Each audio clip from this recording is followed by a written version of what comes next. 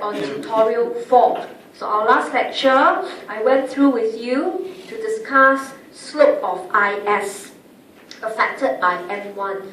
Okay, so before we move on, right, in my handout on my Google Drive, which is the tutorial solution, I actually gave you an overview that when we are addressing this topic, okay, which is usually primarily topic 6 in the exam, you would expect 1 to 2 questions set on this topic in section A, true, false. Alright, so in this case you could see you cannot drop this topic because alright, it can play a heavy weightage in section A. And this is what we did last lecture when we did the question 2. Focus is always on M1, alright? And in this case, M1 can affect slope of IS, which is what we discussed, or the slope of BP, which we will do later. Okay? If the discussion is on slope of IS, must be very careful with multiplier. So last lecture I showed you, M1 goes up, the slope increase, but the multiplier is smaller.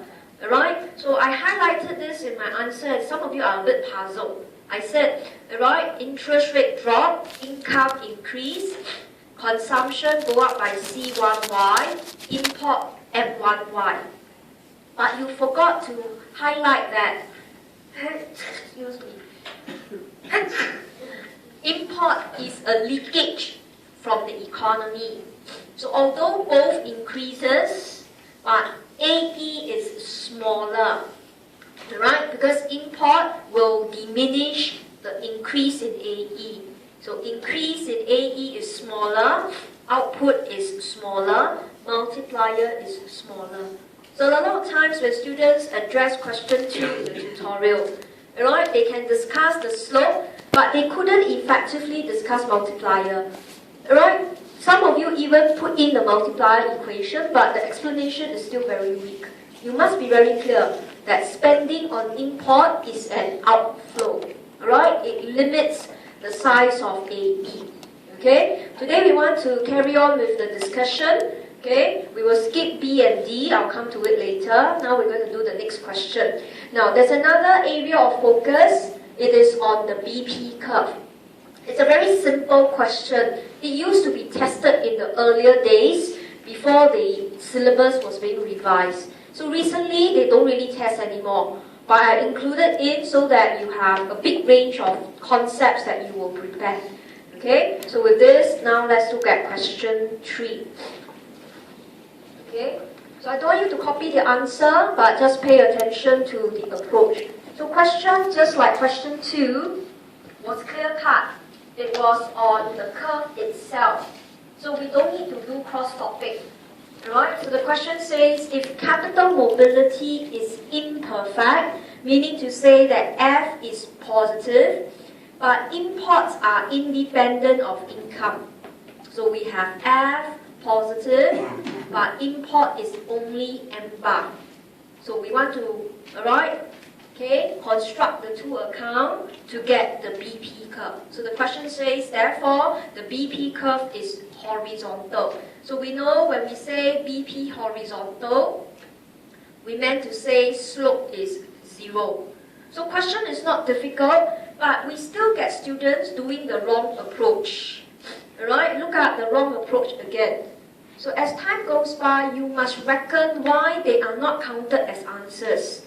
They may look valid to you, but they are not considered as economic analysis. So there are students, again, who ignore the question when to read LM, or should I say BP line is horizontal. So the student ignore the cause, merely state that horizontal BP must be F is infinity.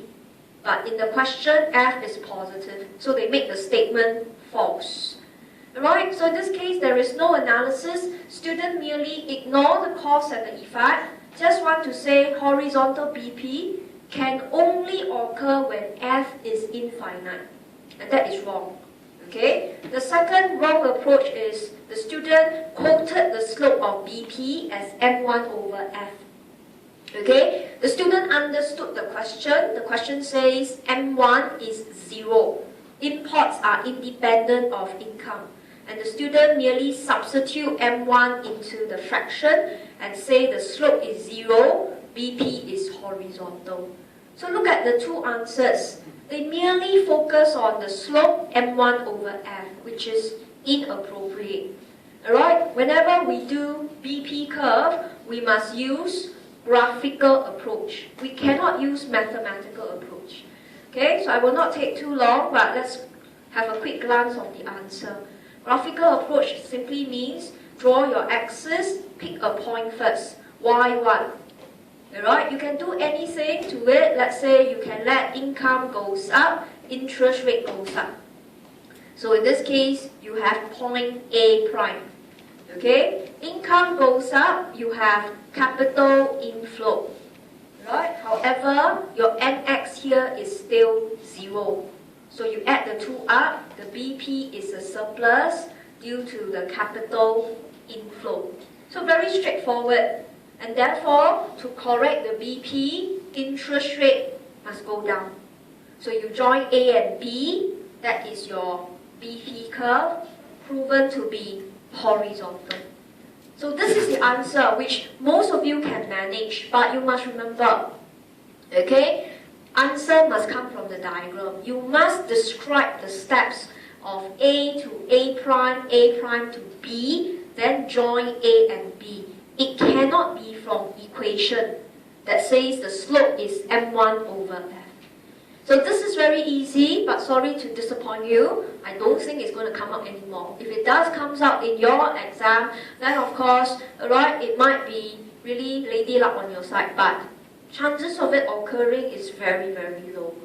Okay, but we cover it here in case you need it. Okay, and I go through this because this, instead of tested in section A, now it comes up for section B, part A. So it's not that it's not tested, but not so much for section A, true, false anymore. Okay, so that was on question 3. Okay, so with that now let's look at another question. Let's look at question 5. Okay, still on the IS curve. So we did last lecture, one on M1 and IS. Then we did M1F on BP. Now question 5 is on IS again, but shifting the IS curve. So the question reads, a change in a country's exchange rate will definitely shift the IS. Alright, so the answer is actually not difficult. The answer is, it depends on the exchange rate. Okay, so I will not go through the detail, but here you can see. Alright, so first, you let the currency appreciate first. So you trigger a change. Then you say if it appreciates, flexible exchange rate, it will affect your NX, okay, and therefore it will shift the IS. So can you see, I will always make the statement true first. I cannot straight away to bombard the statement is false. I don't do that. Although I know questions tend to be false, I will still try to explain how it can be true. So a stronger currency weaken your NX, IS will shift, in this case, to the, actually not shift right, shift left. Let me make a correction. It will shift left, so the statement is true. But the stronger currency, government, alright, will sell it away, affecting your money supply, and the LM will shift right. So in this case, the statement is false. So questions that is on open economy, ISLM BP in section A, it's very manageable. So that's why in topic 6 part 1, you should not drop that topic. Alright, okay? But anchoring on it simply means you can only do section A. You cannot do the entire section B at all. Okay, so these are the easier questions, but occurrence rate in the recent papers are quite low. Right? So what examiner nowadays are testing, instead of looking at the curves, okay, is actually the next concept, which is current account deficit. This is examiner's most popular question, comes up almost every year. Right? Focus of the question is on NX, but not just talking about IS shifting, but affecting national savings. So you need to use the equation S is I plus NX. The amount of savings in the economy is shared between firms and the current account. So if you want to use this equation, S is I plus NX, you want to look at how NX affects S, you must assume investment to be unchanged. Alright, and for you to do that, you must write up your investment function with two important assumptions. Number one, you want B1 to be 0. Because you know, shift of IS through NX will change income and that will affect investment. Alright, the standard investment function is I bar plus B1Y minus B2Y. So you want your B1 to be 0. So that anytime income change, you don't need to analyze effect on investment. Then secondly, for investment to be constant, right, the second assumption is interest rates cannot change.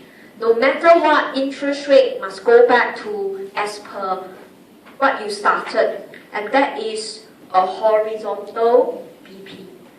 So if you now look at this instance, compare this with question 2, 3, and 5, you can see what examiner wants from you is no longer slope of the curve, shift of the curve, but your ability to use the curve and make assumptions about the case that you want to discuss. Then from there, discuss your exchange rate system. Alright, whether your IS or your LM will shift. So this is now the area of focus for section A for topic 6. It's the entire application of Mundell-Fleming. So students who are weak in Mundell-Fleming should not do this question. Don't even try. Because the moment you do a very shabby job, the examiner knows you do not know the entire topic. You are actually revealing your weakness to him. I won't even touch it. Alright, so students who are weak in this topic should avoid because it requires strong analysis skills. Alright, and the discussion is very time consuming. Later when I run through the answer for you, you will see. Alright, it is not the standard 10 minutes length. It actually took up more than 10 and sometimes 15 minutes. Alright, okay, so discussion of this question is very time consuming. So if you plan to do, you must keep track of your time.